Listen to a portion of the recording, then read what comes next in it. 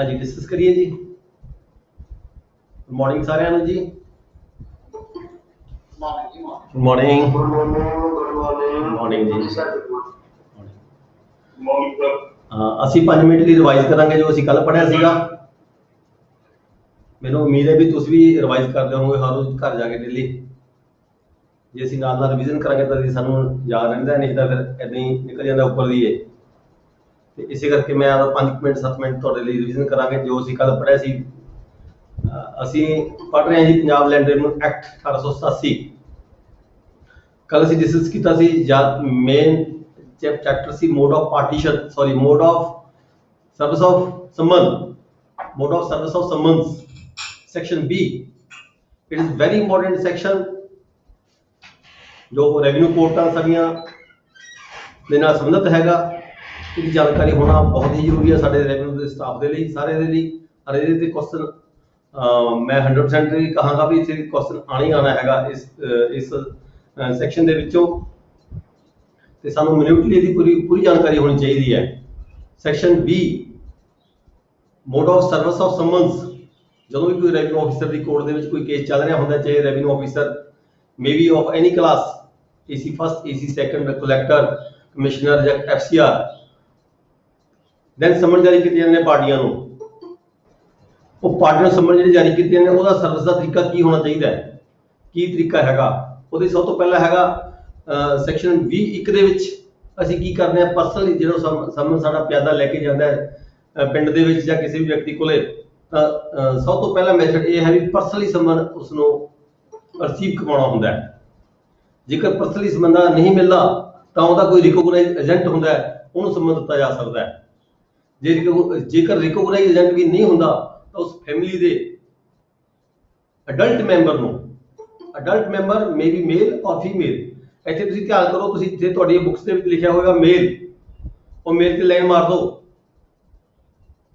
Paper 'ਚ ਇਹੀ ਲਿਖਿਆ ਜਾਂਦਾ ਗਲਤੀ ਨਾਲ, ਅਡਲਟ ਮੇਲ ਮੈਂਬਰ ਲਿਖਿਆ ਹੋਏਗਾ ਆਮ ਤੌਰ ਤੇ ਤੁਹਾਡੀਆਂ ਬੁੱਕਸ ਦੇ ਵਿੱਚ। ਮੇਲ ਦੇ ਉੱਪਰ ਲਾਈਨ ਮਾਰ ਦਿਓ, adult member only, may be male or may B female.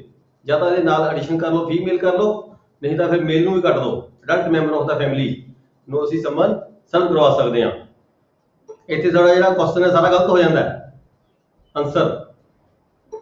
ਦੂਸਰਾ ਹੈਗਾ, ਜੇ ਕੋਈ ਮੈਂਬਰ ਪਾਰਟੀ ਖੁਦ ਜਾਂ ਫੈਮਿਲੀ ਦਾ ਕੋਈ ਮੈਂਬਰ ਜਾਂ ਰਿਕੋਗਨਾਈਜ਼ ਏਜੰਟ ਸਮਨ ਲੈਣ ਤੋਂ ਇਨਕਾਰੀ ਕਰ ਦੇਵੇ, ਤਦ ਕੀ ਹੁੰਦਾ ਹੈ, ਤਦ ਇਹ ਹੁੰਦਾ ਵੀ ਜਿਹੜਾ ਉਹਦਾ ਸਮਨ ਹੈਗਾ ਉਸ ਦੇ ਘਰ ਦੇ ਦਰਵਾਜ਼ੇ ਦੇ ਉੱਪਰ ਪੇਸ਼ ਕਰ ਦਿੱਤਾ ਜਾਂਦਾ ਹੈ, ਅਫਿਕਸ ਕਰ ਦਿੱਤਾ ਜਾਂਦਾ ਹੈ। ਜੇਕਰ ਫਿਰ ਵੀ ਜੇ ਉਹ ਵਿਅਕਤੀ ਉਸ ਪਿੰਡ ਦੇ ਵਿੱਚ ਨਾ ਰਹਿੰਦਾ ਹੋਵੇ ਤਾਂ ਉਸ ਸਮਨ ਨੂੰ ਅਸੀਂ ਉਸ ਜੋ ਲੈਂਡ ਹੈਗੀ ਹੈ, ਜਿਸ ਲੈਂਡ ਦੇ ਸੰਬੰਧ ਵਿੱਚ ਅਸੀਂ ਇਹ ਸਮਨ ਜਾਰੀ ਕੀਤਾ ਹੈ, ਉਸ ਲੈਂਡ ਦੇ ਨੇੜੇ ਤੇੜੇ ਕਿਸੇ ਸਾਂਝੀ ਥਾਂ ਦੇ ਉੱਪਰ ਪੇਸ਼ ਕਰਵਾ ਦਿੰਦੇ ਹਾਂ। ਜਾਂ ਉਸ ਲੈਂਡ ਦੇ ਵਿੱਚ ਕਿਤੇ ਕੋਈ ਸਪੇਸ ਦੇਖ ਕੇ ਕੋਈ ਕੋਠਾ ਬਣਿਆ ਹੋਵੇ, ਹੋਰ ਬਣਿਆ ਹੋਵੇ, ਤਾਂ ਉੱਥੇ ਅਸੀਂ ਪੇਸ਼ ਕਰਵਾ ਸਕਦੇ ਹਾਂ। ਤੀਸਰਾ ਪੁਆਇੰਟ ਇਹ ਹੈਗਾ ਸਬਸੈਕਸ਼ਨ 3(B) ਦਾ। ਜੇਕਰ ਕਿਸੇ ਕਾਰਨ ਰੈਵਨਿਊ ਆਫਿਸਰ ਨੂੰ ਇਹ ਲੱਗੇ ਵੀ ਬੰਦਿਆਂ ਦੀ ਗਿਣਤੀ ਇੰਨੀ ਜ਼ਿਆਦਾ ਜਿਹਨਾਂ ਨੂੰ ਅਸੀਂ ਸਮਨਿੰਗ ਕਰਵਾਉਣੀ ਹੈ, it is very impossible to make the service of summons. ਬਹੁਤ ਮੁਸ਼ਕਿਲ ਕੰਮ ਹੈ, ਬੰਦਿਆਂ ਦੀ ਗਿਣਤੀ ਇੰਨੀ ਜ਼ਿਆਦਾ ਹੈ। ਜਿਵੇਂ ਕਿ ਪਾਰਟੀਸ਼ਨ ਦੇ ਕੇਸਾਂ 'ਚ ਦੇਖਿਆ 200-300 ਬੰਦੇ ਕਈ ਵਾਰੀ ਹੁੰਦੇ ਨੇ, ਤਾਂ ਜਿੰਨੇ ਬੰਦਿਆਂ ਨੂੰ ਸਮਨਿੰਗ ਹੋ ਗਈ ਪ੍ਰੋਪਰ ਤਰੀਕੇ ਨਾਲ, ਉਸ ਤੋਂ ਬਾਅਦ ਐਡੀਸ਼ਨਲ ਮੋਡ ਆਫ ਸਰਵਿਸ ਕੀ ਹੁੰਦਾ ਹੈ, ਤੇ ਅਸੀਂ ਉੱਥੇ ਪਿੰਡ ਵਿੱਚ ਮਨਾਦੀ ਕਰਵਾ ਸਕਦੇ ਹਾਂ। ਮਨਾਦੀ ਕਿਵੇਂ ਹੁੰਦੀ ਹੈ, ਪਿੰਡ ਦੇ ਵਿੱਚ ਢੋਲ ਵਜਾ ਕੇ, ਪੀਪਾ ਖੜਕਾ ਕੇ ਜਾਂ ਸਪੀਕਰ ਦੇ ਰਾਹੀਂ ਜਾਂ ਕਸਟਮਰੀ ਲਾ ਆਫ ਮੈਥਡ ਜੋ ਪਿੰਡ ਦੇ ਪਹਿਲੇ ਰਿਵਾਜ ਪੁਰਾਣੇ ਚੱਲਦੇ ਸੀ, ਉਸ ਤਰੀਕੇ ਨਾਲ ਪਿੰਡ 'ਚ ਮਨਾਦੀ ਕਰਾਈ ਜਾ ਸਕਦੀ ਹੈ। ਮਨਾਦੀ ਕਰਾਉਣ ਦੇ ਲਈ ਜ਼ਰੂਰੀ ਹੁੰਦਾ ਕਿ ਰਫਟ ਰੋਜ਼ਨਾਮਾ ਦਰਜ ਕੀਤੀ ਜਾਵੇ, ਅਤੇ ਰਫਟ ਦਰਜ ਕਰਕੇ ਪਟਵਾਰੀ ਹਲਕਾ ਵੱਲੋਂ ਸਪੈਸ਼ਲ ਸਟੇਟਮੈਂਟ ਦਿੱਤੀ ਜਾਂਦੀ ਹੈ ਵੀ ਉਸ ਸਮਨ ਦੇ ਪਿੱਛੇ ਲਿਖਿਆ ਜਾਂਦਾ ਹੈ ਰਫਟ ਨੰਬਰ ਦੇ ਰਾਹੀਂ ਜਿਹੜੀ ਮਨਾਦੀ ਹੋ ਚੁੱਕੀ ਹੈ। ਜੇਕਰ ਮਨਾਦੀ ਤੋਂ ਬਾਅਦ ਵੀ ਫਿਰ ਵੀ ਸਾਨੂੰ ਲੱਗਦਾ ਵੀ ਸਮਨ ਪ੍ਰੋਪਰ ਨਹੀਂ ਹੋ ਰਿਹਾ, ਤੇ ਫਿਰ ਅਸੀਂ ਕੀ ਕਰਦੇ ਹਾਂ, ਬਾਈ ਪੋਸਟ ਅਦਰ ਸੋਰਸ ਹੈਗੇ ਆ, ਅਦਰ ਸੋਰਸ ਆਫ ਸਮਨਿੰਗ ਦੇ ਹੈਗੇ ਨੇ, ਉਹਦੇ ਵਿੱਚ ਕੀ ਹੈ, ਚਿੱਠੀ ਪਾ ਸਕਦੇ ਹਾਂ, ਰਜਿਸਟਰਡ ਲੈਟਰ ਭੇਜ ਸਕਦੇ ਹਾਂ ਉਸ ਵਿਅਕਤੀ ਨੂੰ ਜਿਹਨੂੰ ਸਮਨ ਕਰਾਉਣਾ ਹੈ। ਜਾਂ ਫਿਰ ਨਵੀਂ ਅਮੈਂਡਮੈਂਟ ਦੇ ਮੁਤਾਬਕ ਅਸੀਂ SMS ਕਰ ਸਕਦੇ ਹਾਂ, WhatsApp ਕਰ ਸਕਦੇ ਹਾਂ, ਈਮੇਲ ਵੀ ਕਰ ਸਕਦੇ ਹਾਂ।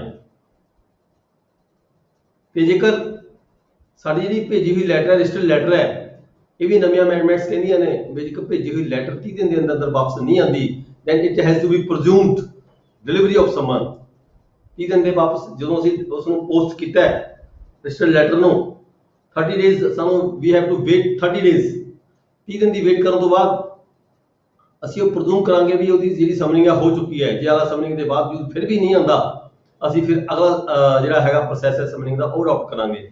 ਉਹ ਫਰਦਰ ਕੀ ਆ ਜਾਂਦਾ ਹੈ ਅਸੀਂ ਕੋਰੀਅਰ ਸਰਵਿਸ ਵੀ ਕਰਵਾ ਸਕਦੇ ਹਾਂ। ਕੋਰੀਅਰ ਸਰਵਿਸ ਤੋਂ ਬਾਅਦ ਜਿਹੜਾ ਅੱਗੇ ਸੈਕਸ਼ਨ 6 ਹੈ ਨਵਾਂ ਇਨਸਰਟ ਕੀਤਾ ਗਿਆ ਕਿਸੇ ਦੀ ਬੁੱਕਸ 'ਚ ਹੋਏਗਾ ਕਿਸੇ 'ਚ ਨਹੀਂ ਹੋਏਗਾ। ਸੈਕਸ਼ਨ 6 ਦੇ ਵਿੱਚ ਕੀ ਹੈ ਇਹ ਪੰਜਾਬੀ ਦੀ ਬੁੱਕਸ ਤੁਸੀਂ ਦੇਖ ਲਿਓ ਇਹਦੇ ਵਿੱਚ ਕੋਡ ਹੈਗਾ। ਇੰਗਲਿਸ਼ ਦੀ ਬੁੱਕਸ ਕਿਸੇ 'ਚ ਨਵੀਂ ਅਮੈਂਡਮੈਂਟਸ ਕਿਸੇ 'ਚ ਆ ਚੁੱਕੀ ਹੈ ਕਿਸੇ 'ਚ ਨਹੀਂ ਆਈ ਵੀ।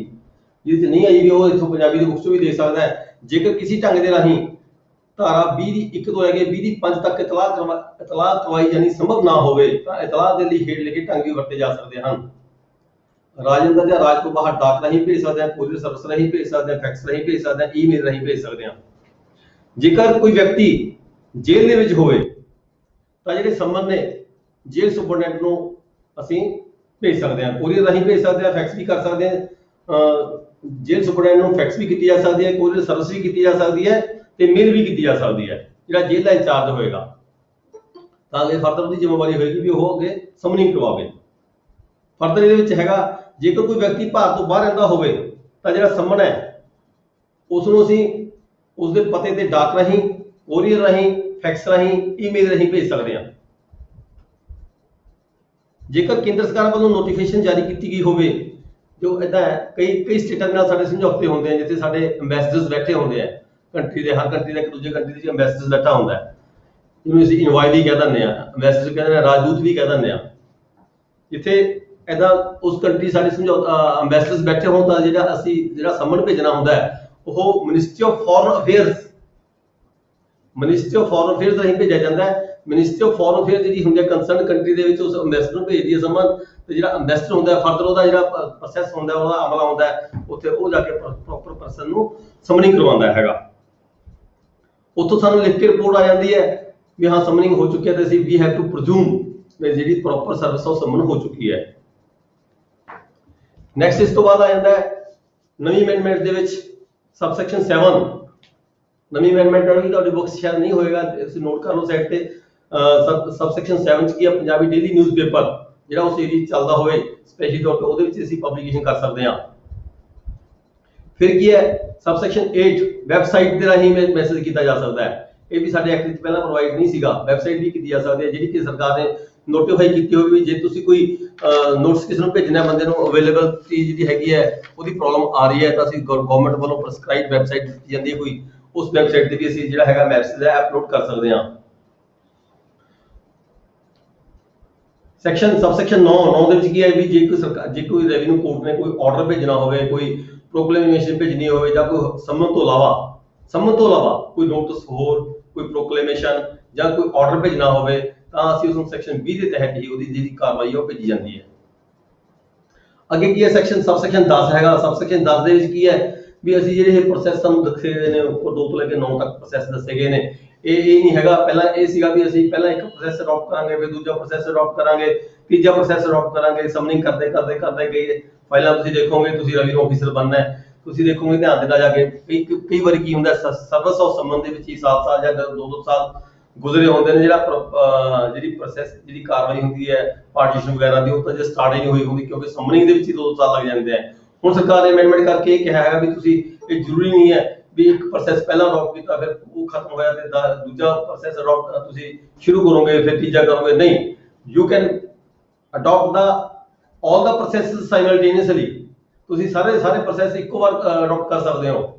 ਸਮਨਿੰਗ ਵੀ ਭੇਜ ਦਿੱਤੀ ਤੁਸੀਂ ਪੇਸਟਿੰਗ ਵੀ ਕਰਵਾਤੀ ਤੁਸੀਂ ਮਨਾਦੀ ਵੀ ਕਰਵਾਤੀ ਤੁਸੀਂ ਅਖਬਾਰ 'ਚ ਖਬਰ ਵੀ ਦੇ ਦਿੱਤੀ ਜੇ ਤੁਹਾਨੂੰ ਲੱਗਦਾ ਵੀ ਬੰਦੇ ਇੰਨੇ ਜ਼ਿਆਦਾ ਨੇ ਤਾਂ ਤੁਸੀਂ ਇਹ ਜਿਹਾ ਪ੍ਰੋਸੈਸ ਜਿਹੜਾ ਹੈਗਾ ਸਾਈਮਲਟੇਨੀਅਸਲੀ ਵੀ ਅਡਾਪਟ ਕਰ ਸਕਦੇ ਹੋ। ਠੀਕ ਹੈ ਜੀ ਇਹ ਸੀਗਾ ਸਬਸੈਕਸ਼ਨ ਸੈਕਸ਼ਨ 20 ਦੀ 1 ਤੋਂ ਲੈ ਕੇ 10 ਤੱਕ। ਅੱਜ ਅਸੀਂ ਮੇਨ ਸੈਕਸ਼ਨ ਇਹੀ ਸੀਗਾ ਜਿਹਦੇ ਬਾਰੇ ਮੈਂ ਤੁਹਾਨੂੰ ਜ਼ਿਆਦਾ ਦੱਸਣਾ ਚਾਹੁੰਦਾ ਸੀਗਾ। ਬਾਕੀ ਤਾਂ ਇਹਦੇ ਵਿੱਚ ਕੀ ਹੈਗਾ ਕੁਝ ਜ਼ਿਆਦਾ ਨਹੀਂ ਹੈਗਾ।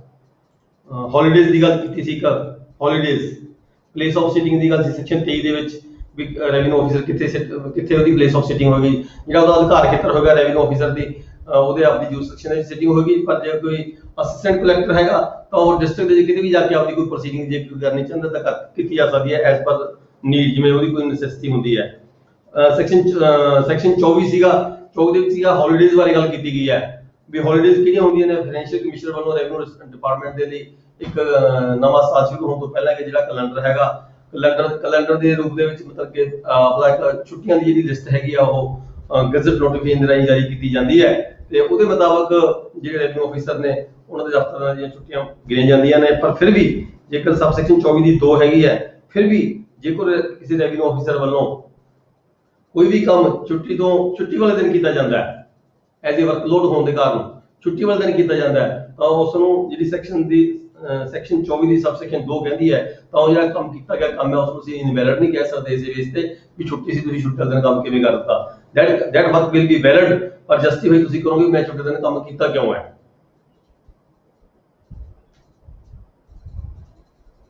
ਸੈਕਸ਼ਨ 25 ਹੈ, ਜੇ ਕਿਸੇ ਡੈਥ ਹੋ ਜਾਂਦੀ ਹੈ ਕਲੈਕਟਰ ਦੀ ਜਾਂ ਕਿਸੇ ਕਾਰਨ ਡੈਥ ਹੋ ਜਾਂਦੀ ਹੈ ਜਾਂ ਕਿਸੇ ਕਾਰਨ ਉਹ ਆਪਣੀ ਡਿਊਟੀਜ਼ ਨਿਭਾਉਣ ਤੋਂ ਅਨੇਬਲ ਹੋ ਜਾਂਦਾ ਹੈ, ਕੋਈ ਐਕਸੀਡੈਂਟ ਹੋ ਜਾਂਦਾ ਹੈ ਤਾਂ ਜਿਸ ਵੀ ਆਫੀਸਰ ਨੂੰ ਉਹ ਫਰਦਰ ਡਿਊਟੀ ਦਿੱਤੀ ਜਾਂਦੀ ਹੈ ਤਾਂ ਉਹਦੇ ਕੋਲ ਸੂਮੋਟੋ ਜਿਹੜੀਆਂ ਕਲੈਕਟਰਸ ਦੀਆਂ ਪਾਵਰਸ ਆ ਜਾਂਦੀਆਂ ਨੇ। ਤੇ ਇਸੇ ਤਰ੍ਹਾਂ ਸੈਕਸ਼ਨ 26 ਹੈਗਾ ਰੈਵਨਿਊ ਆਫੀਸਰ ਦੀ ਕਿਸੇ ਦੀ ਟ੍ਰਾਂਸਫਰ ਹੋ ਜਾਂਦੀ ਹੈ, ਕਿਸੇ ਇੱਕ ਤਹਿਸੀਲ ਤੋਂ ਦੂਜੀ ਤਹਿਸੀਲ ਹੋ ਜਾਂਦੀ ਹੈ ਜਾਂ ਕਿਸੇ ਇੱਕ ਜ਼ਿਲ੍ਹੇ ਤੋਂ ਦੂਜੇ ਜ਼ਿਲ੍ਹੇ 'ਚ ਹੋ ਜਾਂਦੀ ਹੈ ਤਾਂ ਸੈਪਰਟ ਦੁਆਰਾ ਅਗੇਨ ਐਂਡ ਅਗੇਨ ਕੋਈ ਨੋਟੀਫਿਕੇਸ਼ਨ ਕਰਨ ਦੀ ਸਰਕਾਰ ਨੂੰ ਕੋਈ ਲੋੜ ਨਹੀਂ, ਸੂਮੋਟੋ ਜਿਹੜੀਆਂ ਪਾਵਰਸ ਹੁੰਦੀਆਂ ਨੇ ਰੈਵਨਿਊ ਆਫਿਸਰਸ ਕੋਲੇ ਟ੍ਰਾਂਸਫਰ ਹੋ ਜਾਂਦੀਆਂ ਐਜ਼ ਇਟ ਇਜ਼। ਸੈਕਸ਼ਨ 27 ਹੈਗਾ conferment of powers of the revenue officers. State government ਹੈ ਜਿਹੜੀ ਸਟੇਟ ਗਵਰਨਮੈਂਟ ਕਮਿਸ਼ਨ FCR ਦੀ ਪੋਸਟ ਅਪਾਇੰਟਮੈਂਟ ਕਰਨੀ ਹੋਵੇ, ਇਹ ਜਿਹੜਾ ਸੈਕਸ਼ਨ 27 ਹੈ it is very important also by ਜਿੰਨੇ ਵੀ ਸਰਕਾਰ ਵੱਲੋਂ FCR commissioner, collector, assistant collector first grade special give a special extra assistant commissioner under training IAS officers ਆਉਂਦੇ ਆ ਉਹਨਾਂ ਨੂੰ ਪਾਵਰਸ ਦਿੱਤੀਆਂ ਜਾਂਦੀਆਂ ਨੇ। ਸਰਕਾਰ ਇਸ ਸੈਕਸ਼ਨ ਦੇ ਤਹਿਤ ਜਿਹੜੀਆਂ ਹੈਗੀਆਂ ਆਰਡਰਸ ਨੋਟੀਫਾਈ ਕਰਕੇ ਉਹਨਾਂ ਨੂੰ ਪਾਵਰ ਪ੍ਰੋਵਾਈਡ ਕਰਦੀ ਹੈ। ਇਹ ਅੱਗੇ ਆ ਜਾਂਦਾ ਅੱਜ ਅਸੀਂ ਡੀਲ ਕਰਾਂਗੇ ਚੈਪਟਰ 3 ਇਹ ਸਾਰਾ ਤੁਸੀਂ ਇਹਦੇ ਬਾਰੇ ਜਾਣਦੇ ਹੋਵੋਗੇ। ਚੈਪਟਰ 3 ਹੈਗਾ ਸੈਕਸ਼ਨ 28 ਤੋਂ 28 ਤੇ 30 सेक्शन 28 और 30 चैप्टर 3 कानूगोज एंड विलेज ऑफिसर्स। गवर्नमेंट इस सेक्शन के तहत 28 सेक्शन के तहत जो कानूगो रूल्स बनाती है, कानूगो रूल्स ते पटवारी रूल्स। जिवें हुण कानूगो रूल्स है 1994, पटवारी रूल्स भी अमेंड हो के नवे बन चुके हैं, मैनूं साल नहीं पता किहड़े साल च बने सीगे, पर पटवारी रूल्स भी kanungo rules for the appointment, for the duties, for the remunerations, suspension, punishment, removal, ठीक है जी। ये सारे जो रूल्स ने सरकार वालों बनाए जाते हैं। रूल्स देखो एक्ट ते रूल्स फर्क है, थोड़ा सा ध्यान नाल समझना। एक्ट जिहड़ा हैगा एक्ट लैजिस्लेचर वालों बनाया जाता है, विधान सभा वालों एक्ट बनाया जाता है। किसी भी एक्ट को लागू करने दे लई किसी भी एक्ट को लागू करने लई ओहदा प्रोसीजर की है तां सरकार रूल बनाती है समय समय ते। ਉਹ ਸਰਕਾਰ ਨੂੰ ਪਾਵਰਾਂ ਨੇ, रूल बनाने ਦੀਆਂ ਪਾਵਰਾਂ ਸਰਕਾਰ ਕੋਲੇ ਨੇ ਤੇ एक्ट बनाने ਦੀਆਂ ਪਾਵਰਾਂ ਸਾਡੇ ਵਿਧਾਨ ਸਭਾ ਕੋਲੇ ਨੇ। विधान सभा के वालों एक्ट बना दिता गया, पर उस एक्ट को लागू करने में किसी कोई प्रॉब्लम आ रही है, किसी भी समय कोई दिक्कत आ गई, किसी भी सैक्शन लागू कर कोई दिक्कत आती है तो सरकार उस सैक्शन लागू करने जो रूल बनाती है। इसी तरह कानून रूल्स बनाए जाते हैं, ये विधान सभा वालों नहीं बनाए जाते, ये भी सरकार वालों बनाए जाते हैं। कानून रूल्स, पटवारी रूल्स, ठीक है जी, ये सैक्शन थले बनाए जाते हैं। नैक्सट आ गया section 29 village officer says. Village officer says की होंगे जी खर्चा। विलेज ऑफिसर सैस पिंड के अफसर के लिए मान लो किसी पिंड कोई असैसमेंट शुरू हुई है, उस असैसमेंट के कारण उत्थे पिंड के अफसर का आना जाना भी रहेगा, पटवारी भी जाएंगे, कानून भी जाएंगे, तहसीलदार ने भी जाना है, असैसमेंट सर्कल ऑफिसर ने भी जाना है। इस करके उस समय में देखते हुए पुराने जमाने में की हुंदा सीगा उस एरिया पर्टिकुलर एरिए के लिए विलेज ऑफिसर सैस लगा दी जाती सी, छोटी छोटी लोड़ों को पूरी करने की खातर। विलेज ऑफिसर सैस की सी, ये पिंड के नंबरदारों को दी जाती सी, नंबरदार अरेंजमेंट्स करते सी, पर यह जी सैस है कितनी होनी चाहिए सी, maximum 5% of the annual value. Annual value की होंगी है? एनुअल वैल्यू होंगी जी double of the land revenue. किसी पिंड का जिन्ना लैंड रेवेन्यू है, किसी मालक का जिन्ना लैंड रेवेन्यू अदा करता है, उस मालक के लैंड रेवेन्यू ਨੂੰ ਅਸੀਂ ਡਬਲ ਜੇ ਕਰ ਦਈਏ ਤਾਂ ਉਹ ਐਨੂਅਲ ਵੈਲਿਊ ਬਣ ਜਾਂਦੀ ਹੈ ਉਹਦੀ। ਉਸ ਐਨੂਅਲ ਵੈਲਿਊ ਦਾ ਮੈਕਸਿਮਮ 5% ਅਸੀਂ ਜਿਹੜਾ ਹੈਗਾ ਵਿਲੇਜ ਆਫਿਸ ਕਿਸੇ ਵੀ ਮਾਲਕ ਨੂੰ ਲਗਾ ਸਕਦੇ ਹਾਂ। ਜਦੋਂ ਵੀ ਕਿਸੇ ਪਿੰਡ ਦੇ ਵਿੱਚ ਕੋਈ ਇਸ ਤਰ੍ਹਾਂ ਦਾ ਕੋਈ ਕਾਰੋਬਾਰ ਚੱਲ ਰਿਹਾ ਹੋਵੇ, ਕੋਈ ਮੈਨੇਜਮੈਂਟ ਚੱਲ ਰਹੀ ਹੋਵੇ, ਕੋਈ ਅਸੈਸਮੈਂਟ ਚੱਲ ਰਹੀ ਹੋਵੇ, ਉਹਨੂੰ ਸਰਕਾਰ ਸਮੇਂ-ਸਮੇਂ ਤੇ ਨੋਟੀਫਿਕੇਸ਼ਨ ਕਰਕੇ ਕਿਸੇ ਇੱਕ ਪਿੰਡ ਲਈ ਜਾਂ ਗਰੁੱਪ ਆਫ ਵਿਲੇजेस ਦੇ ਲਈ ਜਿਹੜੀ ਹੈਗੀ ਹੈ ਐਨੂਅਲ ਆਪਣੀ ਵਿਲੇਜ ਆਫਿਸ ਨਿਯੁਕਤ ਕਰ ਦਿੰਦੀ ਹੈ। ਇਹ ਸੀ ਸਰ ਤੁਹਾਡਾ ਸੈਕਸ਼ਨ 29। ਅੱਗੇ ਸੈਕਸ਼ਨ 29 ਚ ਇੰਨਾ ਕੁਝ ਹੀ ਹੈਗਾ ਏਰੀਆ ਐਕਸਕਲੂਸਿਵ। ਨੈਕਸਟ ਹੈਗਾ section 30 restriction on the attachment of assignment of remuneration of the kanungo. ਦੇਖੋ ਇਹ ਸੈਕਸ਼ਨ 30 ਜਿਹੜਾ ਹੈਗਾ ਬਹੁਤ ਇੰਪੋਰਟੈਂਟ ਹੈਗਾ। ਤੁਸੀਂ ਦੇਖਦੇ ਹੋ ਕਈ ਵਾਰੀ ਸਾਡੇ ਕੋਲੇ ਕਿਸੇ ਕੋਰਟ ਦੀ ਰਿਕਵਰੀ ਵਾਰੰਟ ਆ ਜਾਂਦੇ ਨੇ। ਕੋਰਟ ਦੀ ਰਿਕਵਰੀ ਵਾਰੰਟ ਜੇ ਕਿਸੇ ਧਿਆਨ ਹੋਵੇਗਾ ਰੀਡਰਸ ਤਹਿਸੀਲਦਾਰ ਦੇ ਕੋਈ ਰੀਡਰ ਰਹੇ ਹੋਣ ਜਿਹਦੇ ਕੋਲ ਡੀਡੀਓ ਪਾਵਰਸ ਹੁੰਦੀਆਂ ਨੇ, ਰਿਕਵਰੀ ਵਾਰੰਟ ਦੇ ਸੰਬੰਧ ਵਿੱਚ ਕੀ ਹੁੰਦਾ, ਕਿਸੇ ਦੀ ਸੈਲਰੀ ਅਟੈਚ ਕਰ ਦਿੱਤੀ ਜਾਂਦੀ ਹੈ। ਜੇਕਰ ਕਿਸੇ ਕੋਲ ਕੋਈ ਜ਼ਮੀਨ ਨਾ ਹੋਵੇ, ਜਾਇਦਾਦ ਨਾ ਹੋਵੇ, ਵੈਸੇ ਤਾਂ ਆਪਾਂ ਸਾਰੇ ਦੇਖਦੇ ਹਾਂ ਵੀ ਜਦੋਂ ਰਿਕਵਰੀ ਵਾਰੰਟ ਸਾਡੇ ਕੋਲ ਆਉਂਦੇ ਆ ਤਾਂ ਅਸੀਂ ਉਹਦੀ ਜਿਹੜੀ ਪ੍ਰਾਪਰਟੀ ਦੇ ਜਮ੍ਹਾਂ ਹੁੰਦੀ ਵਿੱਚ ਨੋਟ ਦੇ ਕੇ ਉਹਦੀ ਪ੍ਰਾਪਰਟੀ ਅਟੈਚ ਕਰ ਦਿੰਦੇ ਆ। ਪਰ ਕਈ ਵਾਰੀ ਕਿਸੇ ਕੋਲ ਕੋਈ ਬੇਜ਼ਮੀਨਾ ਵਿਅਕਤੀ ਹੁੰਦਾ ਪਰ ਉਹ ਸੈਲਰੀਡ ਪਰਸਨ ਹੁੰਦਾ ਤਾਂ ਕੀ ਹੁੰਦਾ ਉਹਦੇ ਵਿੱਚ ਕੋਰਟ ਆਰਡਰ ਕਰ ਦਿੰਦੀ ਹੈ ਜਿਹੜੀ ਦੀ ਸੈਲਰੀ ਆ ਅਟੈਚ ਕੀਤੀ ਜਾਵੇ।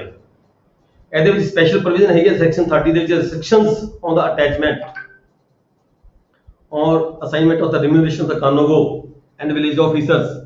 ਔਰ ਪਿੰਡ ਦੇ ਪਟਵਾਰੀ ਦੀ ਜਾਂ ਪਿੰਡ ਦੇ ਕਾਨੂੰਗੋ ਦੀ ਜਿਹੜੀ ਸੈਲਰੀ ਹੈ ਕਿਸੇ ਵੀ ਸਟੇਜ ਤੇ ਕਿਸੇ ਵੀ ਕੋਰਟ ਦੇ ਆਰਡਰ ਵੱਲੋਂ, ਰੈਵਨਿਊ ਕੋਰਟ ਹੋਵੇ ਚਾਹੇ ਉਹ ਸਿਵਲ ਕੋਰਟ ਹੋਵੇ, ਕਿਸੇ ਵੀ ਕੋਰਟ ਵੱਲੋਂ ਉਹਦੀ ਜਿਹੜੀ ਸੈਲਰੀ ਆ ਉਹ ਅਟੈਚ ਨਹੀਂ ਕੀਤੀ ਜਾ ਸਕਦੀ। ਠੀਕ ਹੈ ਜੀ। ਜਾਂ ਜੇਕਰ ਆਫੀਸ਼ੀਅਲ ਕਾਨੂੰਗੋ ਜਾਂ ਪਟਵਾਰੀ ਵੱਲੋਂ ਆਪਣੀ ਸੈਲਰੀ ਦੇ ਸੰਬੰਧ ਵਿੱਚ ਕਿਸੇ ਨਾਲ ਕੋਈ ਐਗਰੀਮੈਂਟ ਕਰ ਲਿਆ ਗਿਆ ਹੋਵੇ ਵੀ ਆ ਮੇਰੀ ਸੈਲਰੀ ਤੁਸੀਂ ਇੰਨੇ ਹਰ ਮੰਥ ਮੈਂ ਤੁਹਾਨੂੰ ਇਹ ਜਿਹੜੀ ਸੈਲਰੀ ਦੇਵਾਂਗਾ, ਆਪਣੀ ਸੈਲਰੀ ਦਾ ਇੰਨਾ ਪਾਰਟ ਤੁਹਾਨੂੰ ਅਦਾ ਕਰਾਂਗਾ, ਉਹ agreement that is void agreement. ਉਹ ਐਗਰੀਮੈਂਟ ਨੂੰ ਕੋਰਟ ਦੇ ਵਿੱਚ ਕਿਸੇ ਪਰਸੂ ਨਹੀਂ ਕੀਤਾ ਜਾ ਸਕਦਾ। That is against the contradiction of the law. ਠੀਕ ਹੈ ਜੀ। ਜਿਹੜਾ ਤੁਹਾਡਾ ਚੈਪਟਰ 3 ਹੈ 4 ਜੀ ਸਰ ਦੁਆਰਾ ਦੱਸਿਓ ਕਿ ਸੈਲਰੀ ਦੇ ਅਟੈਚ ਸਿਵਲ ਕੋਰਟ ਨੂੰ ਨਹੀਂ ਕਰ ਸਕਦੇ? ਨਹੀਂ ਕਰ ਸਕਦੀ, ਨਹੀਂ ਕਰ ਸਕਦੀ। ਪਟਵਾਰੀ ਦੀ ਕਾਨੂੰਗੋ ਦੀ ਜਿਹੜੀ ਸੈਲਰੀ ਹੈ ਉਸ ਨੂੰ ਅਟੈਚ ਨਹੀਂ ਕੀਤਾ ਜਾ ਸਕਦਾ, ਨਾ ਕਿਸੇ ਰੈਵਨਿਊ ਕੋਰਟ ਵੱਲੋਂ ਨਾ ਹੀ ਕਿਸੇ ਸਿਵਲ ਕੋਰਟ ਵੱਲੋਂ। ਫਿਰ ਵੀ ਜੇਕਰ ਆਫੀਸ਼ੀਅਲ ਵੱਲੋਂ, ਪਟਵਾਰੀ ਵੱਲੋਂ ਜਾਂ ਕਾਨੂੰਗੋ ਵੱਲੋਂ ਆਪਣੀ ਸੈਲਰੀ ਦੇ ਸੰਬੰਧ ਵਿੱਚ ਕਿਸੇ ਨੂੰ ਕੋਈ ਪਾਵਰਾਂ ਦੇ ਦਿੱਤੀਆਂ ਜਾਂਦੀਆਂ ਨੇ ਵੀ ਮੇਰੀ ਸੈਲਰੀ ਇਹ ਲਏਗਾ, ਐਗਰੀਮੈਂਟ ਕਰ ਲਿਆ ਜਾਂਦਾ ਵੀ ਮੇਰੀ ਸੈਲਰੀ ਦਾ 50% ਪਾਰਟ ਮੈਂ ਤੈਨੂੰ ਹਰ ਮਹੀਨੇ ਅਦਾ ਕਰਾਂਗਾ। ਜੇ ਉਹ ਨਹੀਂ ਕਰਦਾ ਕਿਸੇ ਕਾਰਨ ਤਦ ਵੀ ਦੂਜਾ ਜਿਹੜਾ ਵਿਅਕਤੀ ਹੈਗਾ ਉਸ ਐਗਰੀਮੈਂਟ ਨੂੰ ਕੋਰਟ ਦੇ ਵਿੱਚ, ਸਿਵਲ ਕੋਰਟ ਜਾਂ ਰੈਵਨਿਊ ਕੋਰਟ ਦੇ ਵਿੱਚ ਕਿਤੇ ਵੀ ਜਾ ਕੇ ਉਸ ਨੂੰ ਪਰਸੂ ਨਹੀਂ ਕਰ ਸਕਦਾ। ਜੇਕਰ ਇਹ ਵਾਲਾ ਜਿਹੜਾ ਐਗਰੀਮੈਂਟ ਹੈ ਇਹ that is void agreement. Void, voidable ਤੇ ਵੈਲਿਡ ਤਿੰਨ ਤਰ੍ਹਾਂ ਦੇ ਹੁੰਦੇ ਨੇ। ਚਲੋ ਇਹ ਆਪਾਂ ਅੱਗੇ ਜਾ ਕੇ ਡਿਸਕਸ ਕਰਾਂਗੇ ਜਦੋਂ ਲਾਅ ਪੜਾਂਗੇ। ਠੀਕ ਹੈ ਜੀ। ਕਲੀਅਰ ਹੈ ਸਾਰਿਆਂ ਨੂੰ? ਚੈਪਟਰ 3 ਤੁਹਾਡਾ ਖਤਮ ਹੁੰਦਾ ਹੈ। ਤੁਹਾਡੇ ਤਿੰਨੇ ਸੈਕਸ਼ਨ ਸੀ 29 30 ਤਿੰਨ ਸੈਕਸ਼ਨ ਸੀ ਚੈਪਟਰ 3 ਦੇ ਵਿੱਚ। ਨੈਕਸਟ ਆਪਾਂ ਸਟਾਰਟ ਕਰਨ ਲੱਗੇ ਹਾਂ ਜੀ chapter 4 records. It is also very important chapter, record of rights and annual records. Record of rights ਨੂੰ ਸਾਰਿਆਂ ਨੂੰ ਪਤਾ ਹੈ ਕਿ ਰਿਕਾਰਡ ਆਫ ਰਾਈਟਸ ਆਪਾਂ ਜਮ੍ਹਾਂਬੰਦੀ ਨੂੰ ਕਹਿੰਦੇ ਆ। ਅੱਗੇ ਫਰਦਰ ਐਨੂਅਲ ਰਿਕਾਰਡਸ ਹੁੰਦੇ ਆ। ਐਨੂਅਲ ਰਿਕਾਰਡ ਜਿਹੜੇ ਆਪਾਂ ਇੰਤਕਾਲ ਕਰਦੇ ਆ ਸਮੇਂ-ਸਮੇਂ ਤੇ ਅਮੈਂਡਮੈਂਟਸ, ਡੇਲੀ ਅਮੈਂਡਮੈਂਟਸ ਅਸੀਂ ਕਰਦੇ ਆ।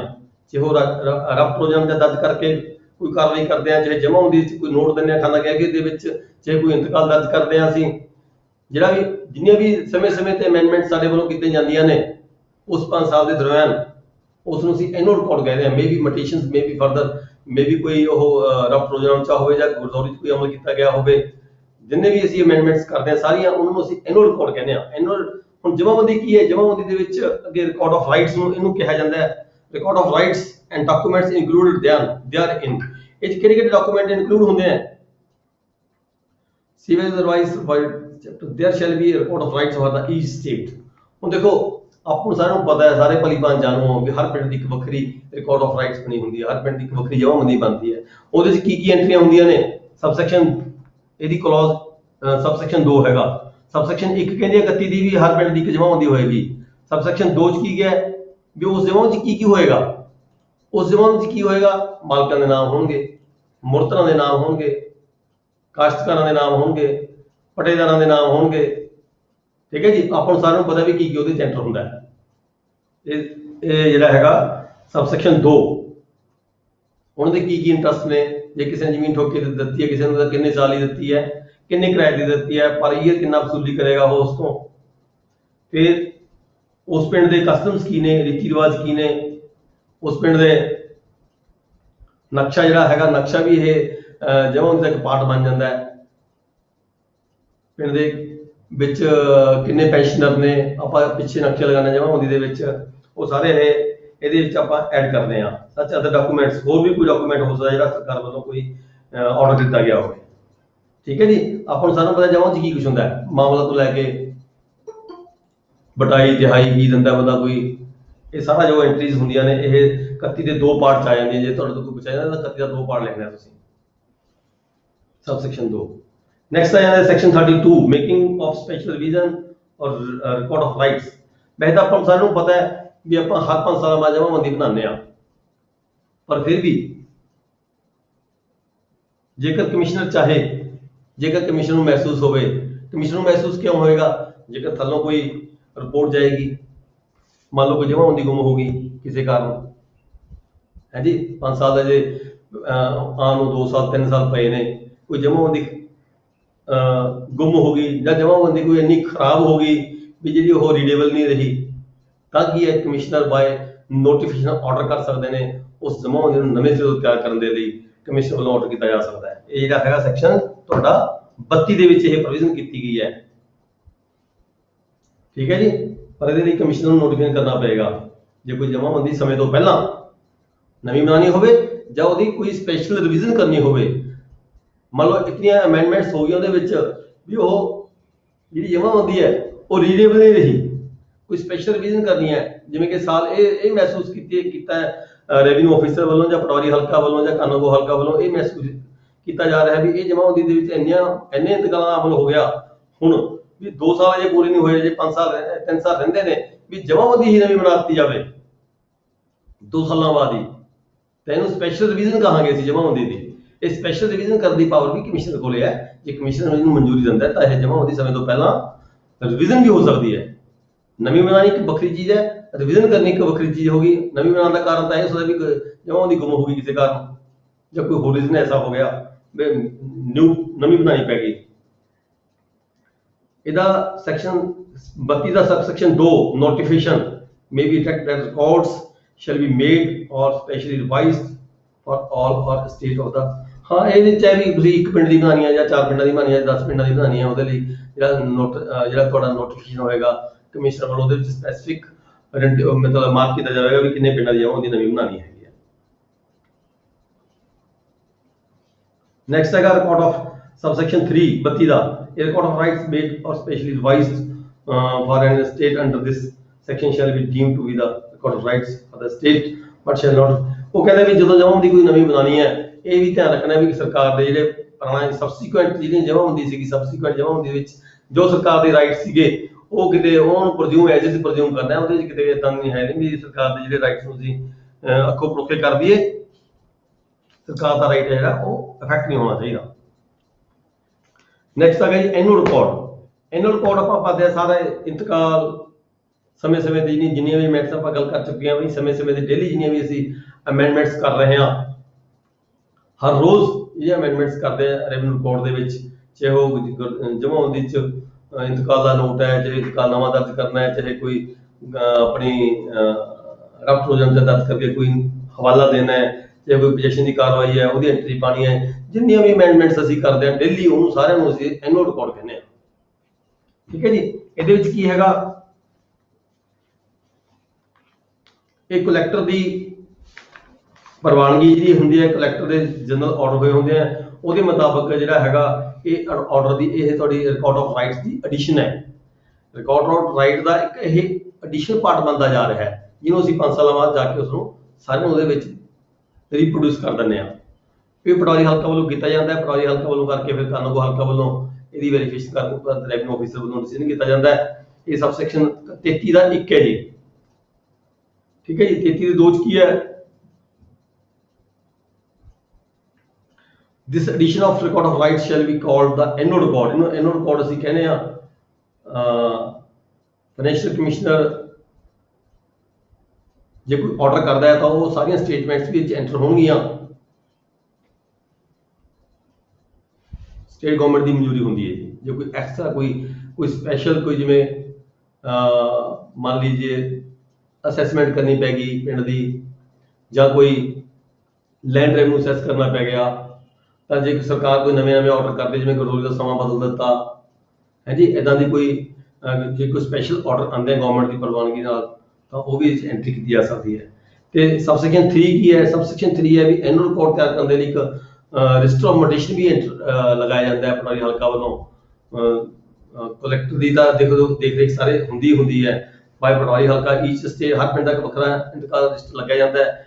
ਸੱਚ ਅਦਰ ਰਜਿਸਟਰ ਇਹ ਇੰਤਕਾਲ ਰਜਿਸਟਰ ਦੇ ਨਾਲ ਹੋਰ ਵੀ ਰਜਿਸਟਰ ਬਹੁਤ ਸਾਰੇ ਲੱਗੇ ਜਾਂਦੇ ਜਿਵੇਂ ਗਰਦਾਵਰੀ ਹੁੰਦੀ ਹੈ, ਰੋਜ਼ਾਮਚਾ ਹੁੰਦਾ ਹੈ, ਵਾਕਿਆਤੀ ਕਾਰਜ ਜੋ ਵੀ ਹੈਗਾ ਜਿੰਨੇ ਵੀ ਸਾਡੇ ਕੋਲ ਰੈਵਨਿਊ ਰਿਪੋਰਟ ਹੁੰਦੇ ਨੇ ਉਹ ਸਾਰੇ ਅਸੀਂ ਇਸ ਸੈਕਸ਼ਨ ਦੇ ਤਹਿਤ ਲਗਾਉਂਦੇ ਹਾਂ 33 ਦੀ 3 ਦੇ ਤਹਿਤ। ਨੈਕਸਟ ਆ ਜਾਂਦਾ ਜੀ ਸੈਕਸ਼ਨ 34।